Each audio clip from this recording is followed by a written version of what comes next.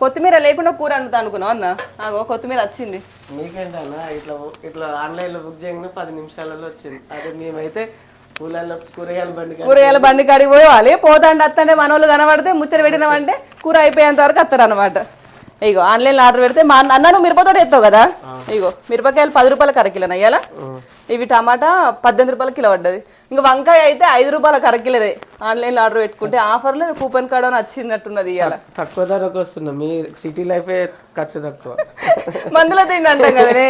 అదే ఊళ్ళల్లో అయితే మన పేరట్లో పండించుకోవచ్చు. మన దగ్గర లేకపోతే పెద్దమ్మ జర కొత్తిమీర ఇవ్వండి ఇస్తుంది. మరి ఈడ అట్లా ఉంటుంది అనమాట. మా అన్న పరిశాన ఎత్తున్నాడు.